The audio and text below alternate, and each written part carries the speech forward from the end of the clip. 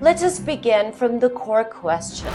Why did Xi Jinping suddenly bring up a 2400-year-old Greek theory during a modern summit with Donald Trump?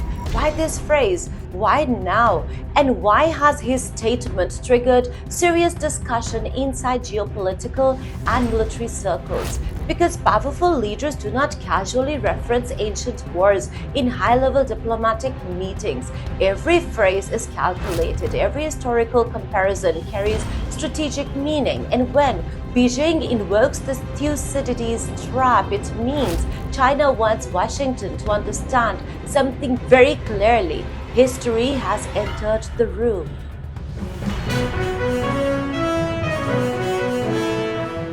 Now, before we move deeper, let us understand exactly what the Thucydides trap actually is. The phrase comes from the ancient Greek historian Thucydides and his famous work, History of the Peloponnesian War. Thucydides was analyzing one of the greatest conflicts of the ancient world, the war between Athens and Sparta. And according to him, the true cause of that war was not simply borders, alliances, or economics. It was fear. He specifically wrote it was the rise of Athens and the fear that this instilled in Sparta that made war inevitable. Now understand the depth of this sentence. Athens was rising economically. Its naval power was growing rapidly. Its political influence was spreading. Its confidence was increasing. Meanwhile, Sparta was already the dominant military power of Greece. Sparta looked at Athens and began asking itself, what happens if Athens becomes stronger than us tomorrow? What happens if we wait too long? What happens if our dominance disappears? And this is the psychological poison that enters great power competition. You see, fear changes calculations. Every alliance starts looking hostile. Every military buildup looks offensive. Every economic expansion begins feeling threatening. And eventually, the system itself, it becomes unstable. Now, today, China is rising economically, technologically, militarily, and of course, diplomatically. Meanwhile, United States remains the dominant global superpower. So when Xi Jinping invokes the Thucydides trap, he is openly acknowledging that the relationship between Beijing and Washington is entering a historically dangerous phase. Now, here is where this becomes even more serious. This theory was revived and popularized in modern geopolitical analysis by Harvard professor Graham Ellison. He studied 16 major historical cases where a rising power challenged a ruling power. And according to his findings, 12 out of 16 ended in war. Now, think about that. 12. Now that statistics alone is enough to terrify the policymakers because suddenly this is no longer about personalities. It becomes structural pressure. Even if leaders personally want peace, the strategic environment itself starts pulling both powers towards confrontation. Now, this is exactly what Xi Jinping's statement matters so much because Beijing is essentially saying, we understand this particular historical pattern. We recognize the danger, but can both countries avoid repeating history? However, there is another layer hidden inside this message. China is not merely warning America, China is also framing the narrative because by invoking Athens and Sparta, Beijing suddenly cast itself as the rising civilization being resisted by an anxious hegemon. In other words, China is saying America fears China's rise just as Sparta feared Athens. That the rise of one power does not necessarily require the fall of another. Well, that statement sounds diplomatic, but strategically it reveals something very important.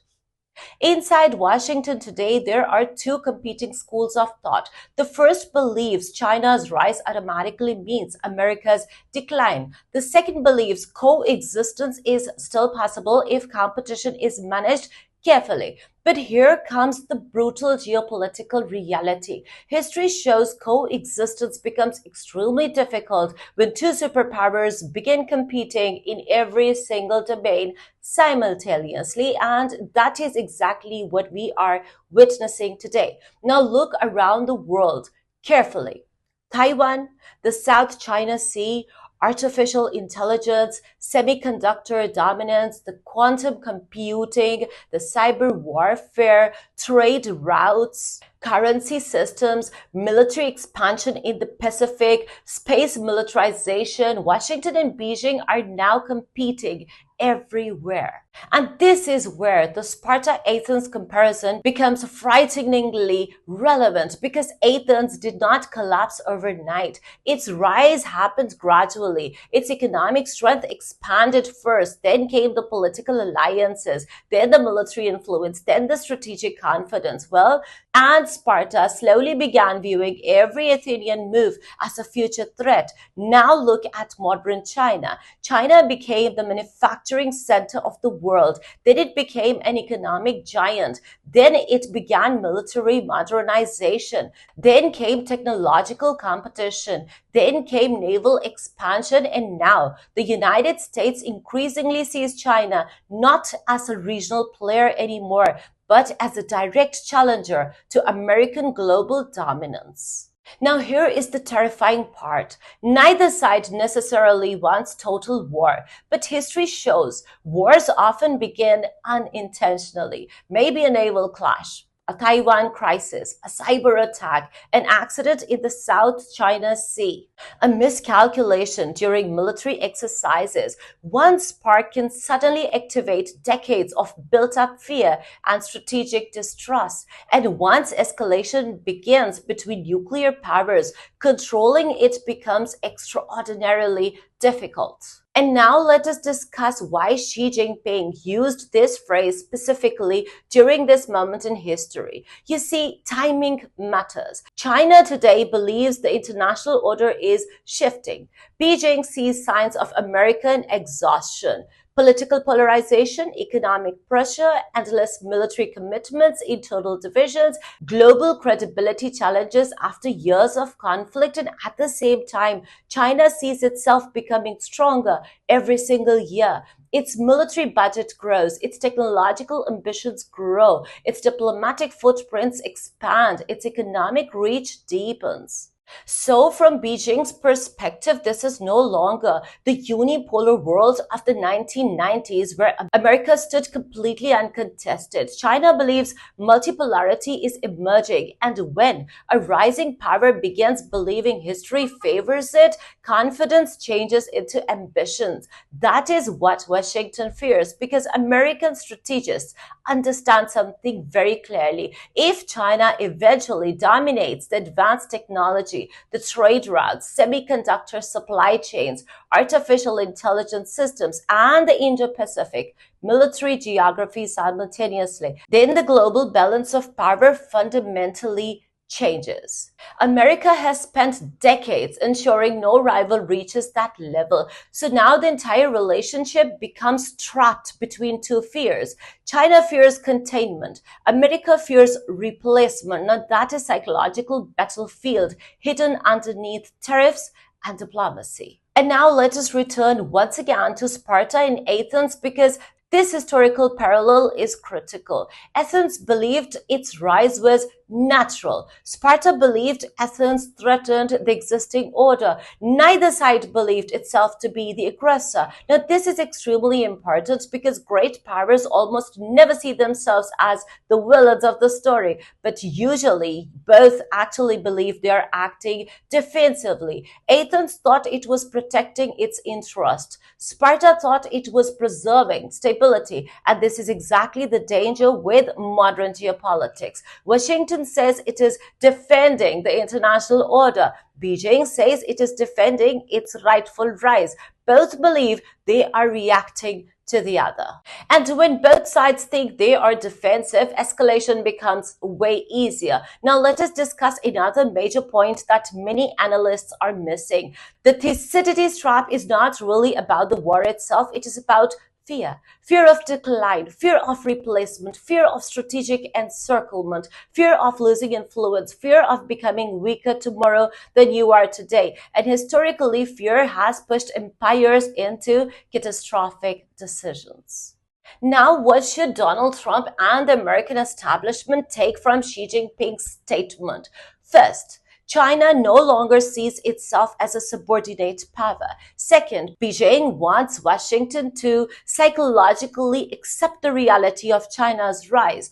Third, China is signaling that attempts to permanently suppress or contain Beijing could increase instability rather than actually reduce it. And fourth, Xi Jinping is indirectly warning America not to repeat Sparta's mistakes. But at the same time, China is also sending another message that Beijing believes history is moving in its direction.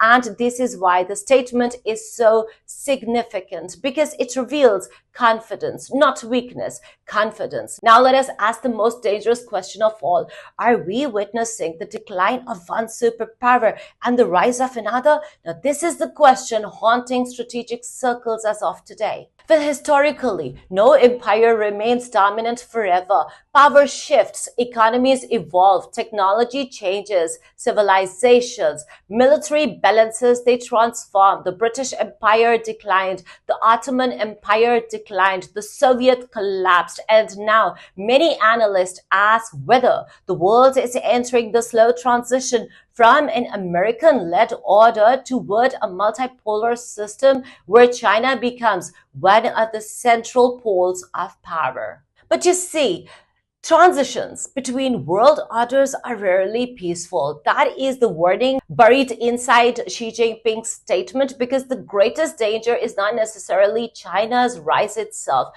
The greatest danger is how America reacts to that rise. Will Washington adapt? Will it share influence? Will it attempt containment? Will it escalate militarily, or both? Or will both powers find a way to compete without collapsing into direct confrontation? That is the defining geopolitical question of the 21st century. And viewers need to understand something very carefully tonight. When leaders begin invoking ancient wars, they are not discussing the past. They are discussing the future. Xi Jinping deliberately chose a phrase associated with fear, transition, and superpower conflict, and whether one agrees with Beijing or Washington, one reality is undeniable. The world is changing. The old order is being challenged. The balance of power is shifting, and history is once again entering dangerous territory. The terrifying lesson from the Sparta in Athens is not merely that great powers fight. It is that fear itself can become the engine driving them actually towards the war. And that is exactly why this statement from Beijing matters so much, because behind one ancient Greek reference lies a modern warning to the entire world. If the United States and China fail to manage this transition carefully, then the 21st century could become defined not by cooperation, but by confrontation between the two most powerful states on the earth. This is your very own Fariha Farouk. Keep watching Red Lines. Take care. God bless.